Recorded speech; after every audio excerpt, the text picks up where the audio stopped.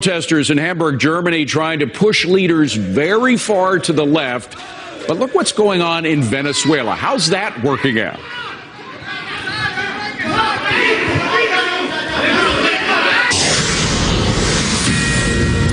Anti-capitalist protesters at the G20 summit in Hamburg are trying to push world leaders very far to the left. But look at socialist Venezuela. Is that what we want for the Western world? Emily Jashinsky and Wendy Osefo join us now. Well, Emily, maybe Angela Merkel, a lot of people were wondering, why would she have this in Hamburg? Because Hamburg is where a lot of these radical organizations in Europe are based. We knew there were going to be protests. Maybe she did the world a favor by showing us the face of some of the radical left in Europe. Yeah, I actually think that's a good point. I think there's some value in exposing, especially the American public, to the far-left protest culture that Europe has, very differently than even what we have here.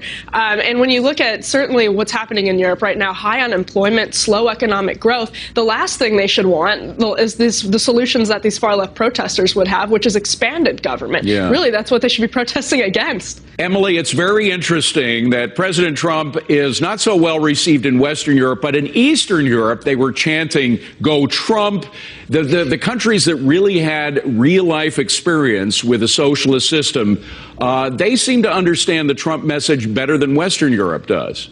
Yeah, that's true. And if you look over sort of Eastern Europe, who do they have statues to? Ronald Reagan. That was actually for Wendy. Go ahead, Wendy. Well, actually, protesting is part of the thread in which makes up the fabric of any democracy.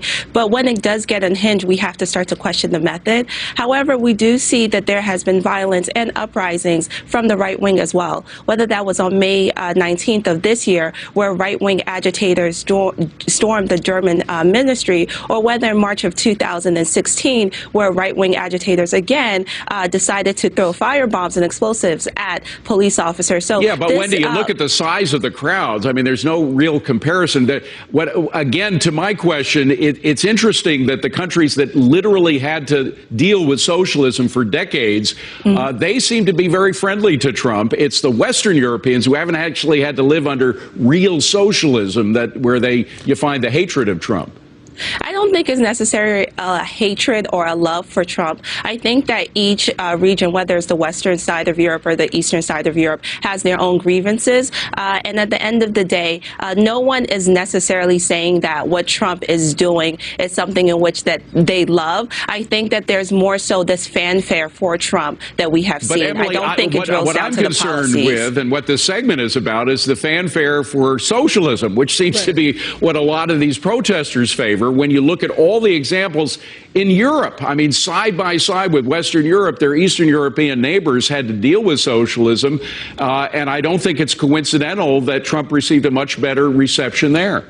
No, I agree, and especially when you look at what it's done to their economy. And obviously, when you look at what Venezuela is right now, the protests, the violent protests, the tragic protests, there is really no better case study or really cautionary tale of the dangers of socialism and of the dangers of government control over the markets. And so I think they would do themselves a favor to look there and to learn from that example and to stop trying to bring that to their own countries and cause suffering among their own people. Wendy, we have seen these protesters so often, just about every time there is a big international meeting, whether it's in Europe or over here, et cetera. And I'm always wondering, don't these people have jobs? I mean, they've got a lot of time on their hands, no?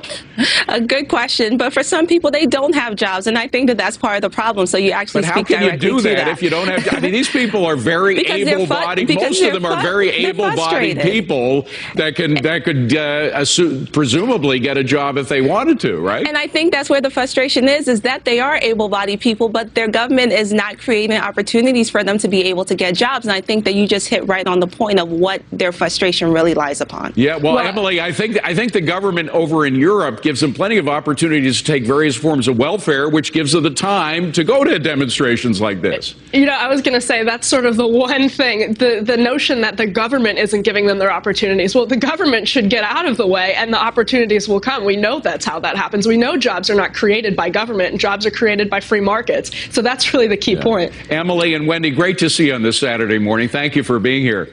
Thank you, David. The Russian